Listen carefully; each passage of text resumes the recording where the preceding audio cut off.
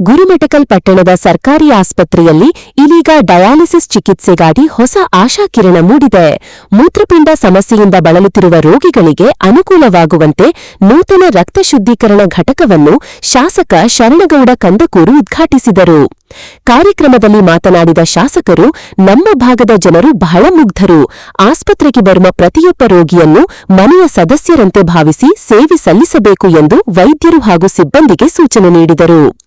Dialysis ಚಿಕಿತ್ಸೆಗಾಗಿ ಬರುವ ರೋಗಿಗಳನ್ನು ಮಾನವೀಯ ದೃಷ್ಟಿಯಿಂದ ನೋಡಿಕೊಳ್ಳಬೇಕು. ಅವರ ಆರೋಗ್ಯವನ್ನು ಸೂಕ್ಷ್ಮವಾಗಿ ಪರಿಶೀಲಿಸಿ ಗುಣಮಟ್ಟದ ಚಿಕಿತ್ಸೆ ನೀಡಬೇಕು ಎಂದು ಆಸ್ಪತ್ರೆ ಸಿಬ್ಬಂದಿಗೆ ಸಲಹೆ ನೀಡಿದರು.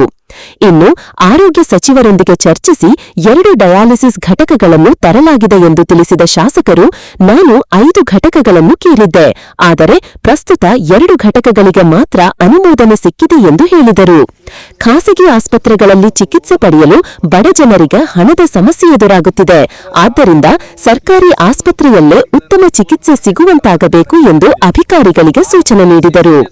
ಇದೇ ವೇಳೆ ಭಾಗದಲ್ಲಿ ಹೆಚ್ಚುತ್ತಿರುವ ಕ್ಯಾನ್ಸರ್ ಪ್ರಕರಣಗಳ ಬಗ್ಗೆ ಗಂಭೀರ ಆತಂಕ ವ್ಯಕ್ತಪಡಿಸಿದ ಶಾಸಕರು, ರಾಸಾಯನಿಕ ಮಿಶ್ರಿತ ಆಹಾರ, ಕಲುಷಿತ ಪದಾರ್ಥಗಳು, ತಂಪು ಪಾನೀಯಗಳು ಹಾಗೂ ಪ್ಲಾಸ್ಟಿಕ್ ಬಳಕೆ ಆರೋಗ್ಯದ ಮೇಲೆ ದುಷ್ಪರಿಣಾಮ ಬೀರುತ್ತಿದೆ ಎಂದು ಹೇಳಿದರು.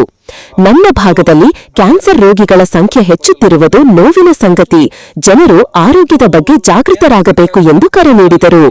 ಪಟ್ಟಣವನ್ನು ಪ್ಲಾಸ್ಟಿಕ್ ಮುಕ್ತಗೊಳಿಸಲು ತಕ್ಷಣ ಕ್ರಮ ಕೈಗೊಳ್ಳುವಂತೆ ಅಧಿಕಾರಿಗಳಿಗೆ ಸೂಚಿಸಿದ ಶಾಸಕರು, ಮುಂದಿನ ದಿನಗಳಲ್ಲಿ ಯಾವುದೇ ಅನಾಹುತಗಳು ನಡೆದರೆ ಅಧಿಕಾರಿಗಳೇ ಹೊಣೆಗಾರರಾಗಬೇಕು ಎಂದು ಎಚ್ಚರಿಕೆ ನೀಡಿದರು. ಇದೇ ಸಂದರ್ಭದಲ್ಲಿ ನಿರ್ಮಾಣ ಹಂತದಲ್ಲಿರುವ 70 ಹಾಸಿಗೆಗಳ ಆಸ್ಪತ್ರೆ ಕಟ್ಟಡವನ್ನು ವೀಕ್ಷಿಸಿದ ಶಾಸಕರು ಕಾಮಗಾರಿಯ ಗುಣಮಟ್ಟ ಪರಿಶೀಲನೆ ನಡೆಸಿದರು. ಸ್ಥಳಕ್ಕೆ ಇಂಜಿನಿಯರ್ಗಳನ್ನು ಕರೆಸಿ ಕಾಮಗಾರಿ ಕುರಿತು ಮಾಹಿತಿ ಪಡೆದರು. ಕಳಪೆ ಕಾಮಗಾರಿ ಕಂಡುಬಂದರೆ ಕ್ರಮ ಕೈಗೊಳ್ಳಲಾಗುತ್ತದೆ. ಆಸ್ಪತ್ರೆ ಕಟ್ಟಡವನ್ನು ಗುಣಮಟ್ಟದಿಂದ ನಿರ್ಮಿಸಬೇಕು.